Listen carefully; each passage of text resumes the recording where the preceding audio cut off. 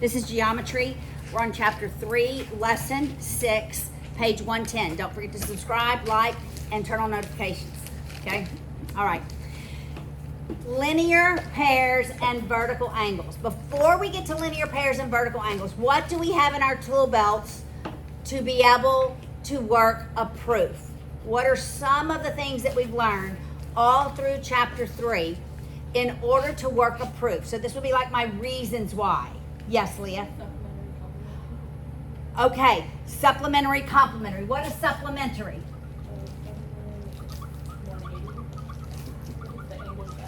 Right, the sum of the angles is 180 degrees. Complementary is what?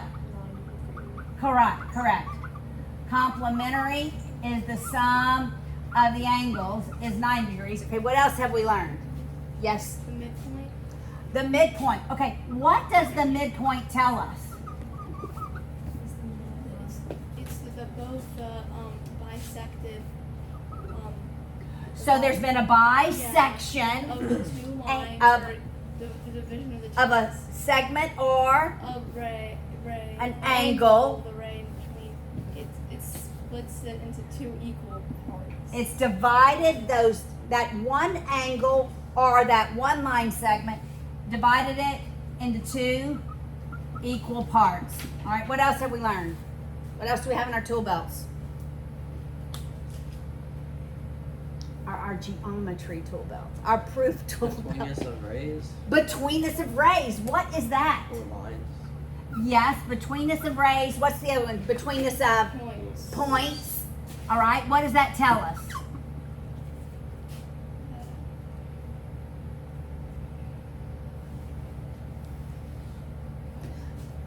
I Alright. thought it was the same thing as midpoint, to be honest with you. It's not,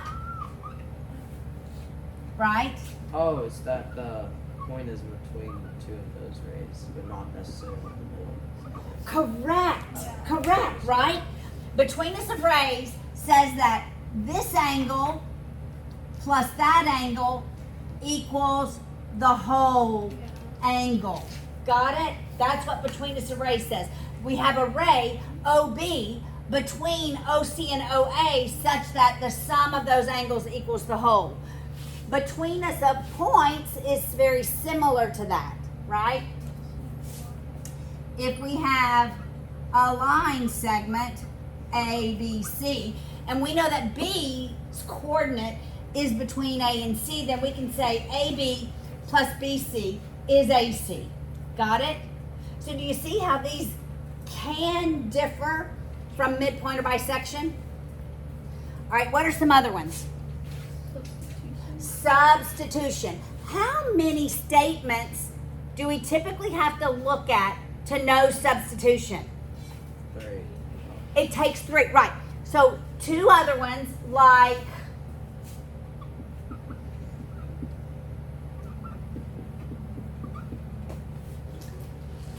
in this, if I gave you these 2 statements, you could substitute 5 where X is. So it typically takes 2 to write your third statement, right? Substitution would be 3 times 5 plus 4, and we get an answer. And why could we do that? Substitution. Make sense? All right, something else. What? What? Addition, division. Addition, division, multiplication, subtraction. It is the identical, but it's called, when it's identical, it's called A equals A, Reflexive. reflexive, right? We just did that in Algebra 2 today. So, look at these triangles.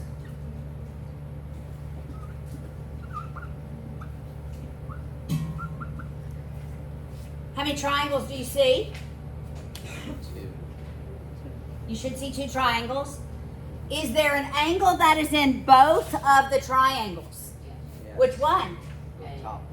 Angle A. And you could use just angle A. Angle A is in both of the triangles. So if I were trying to say something about these 2 triangles, triangle ABE and triangle ACD, I might say angle A equals angle A And my reason would be reflexive. Got it? Why is that useful?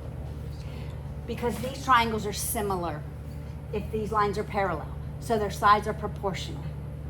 Okay? We're going to learn that. All right? So we have a lot that we already know, ready to work a proof. We do. We have a lot. You've learned a lot. I want you to remember that. You have learned a lot. Today, we're going to talk about 2 more types of angles.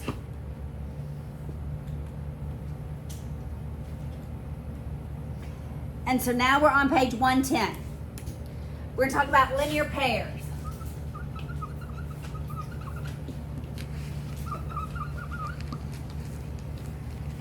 Linear pairs are 2 angles that share a common ray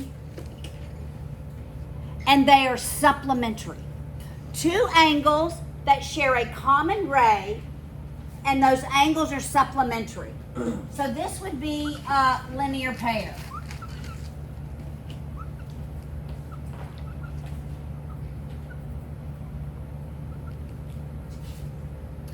So angle AOB would be a linear pair to angle BOC. Why? Because they share a common ray and the sum of those angles is supplementary. So what is always true about linear pairs is they share a common ray and the angles are supplementary. That marker is talking.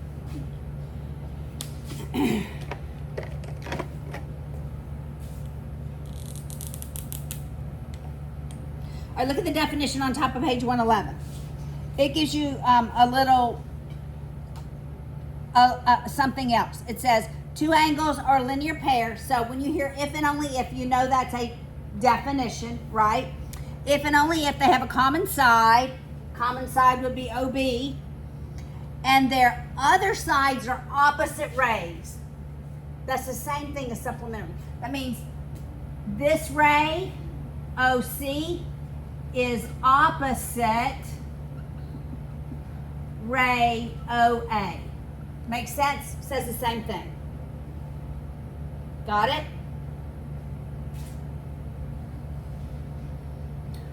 This is not a linear pair.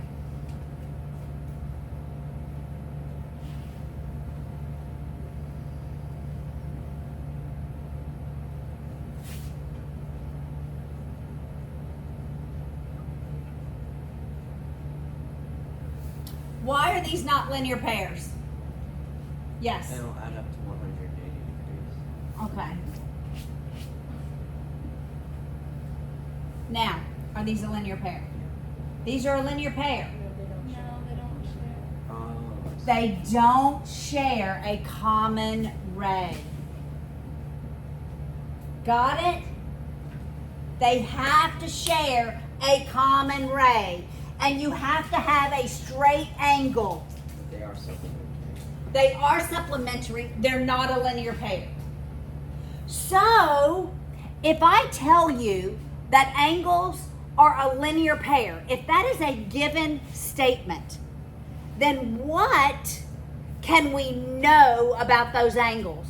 They add up to 180 degrees. They're supplementary, and the sum of them is 180 degrees. Same thing. Exactly. Right? Got it? If I tell you, if it is given that angles are a linear pair, then you can know that the sum of those angles is 180 degrees, right? If I tell you that the angles are supplementary and they share a common ray, then what can you know? They're a linear pair. Got it? You see how we're going to use this in proofs. All right? Now, the other type of angle, so that's linear pairs. The other type of angle is vertical angles. I see vertical angles a lot on the ACT.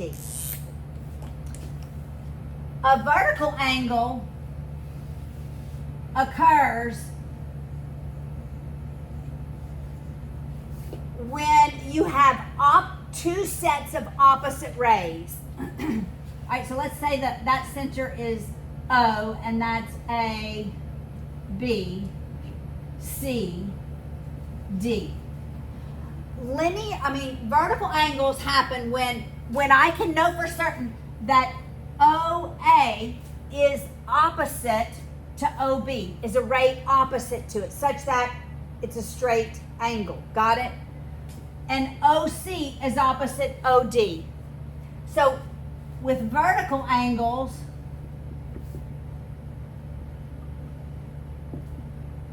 it's really where two lines are concurrent. But your book says it's where the sides of one angle are opposite rays. So really you have two sets of opposite rays. Okay, so why do we care about vertical angles? We care about vertical angles, why? I thought rays can only go in one direction. They do. So this is ray OA going in that direction. This is OB going in the opposite direction. You got it? Oh, I thought that was like a circle. It's an O. I put an O, yes. Correct. All vertical angles are equal. All vertical angles are equal. You are going to use that as a reason often on your proofs. So I can say angle AOC is equal to or congruent to angle DOB. Do I have any other pair? Yes, Lewis, of vertical angles. AOD. Angle AOD is congruent to Angle COB. angle COB. Do I have any linear pairs in this image? Yes, Ben? Is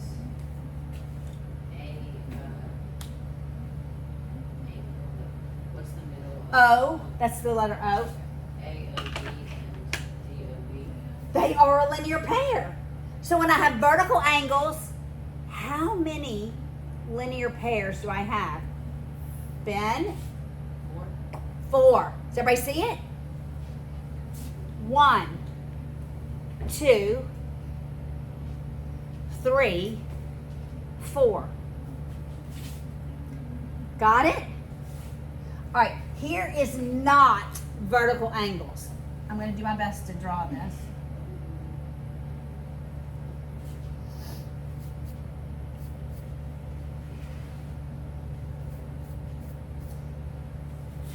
These angles are not vertical angles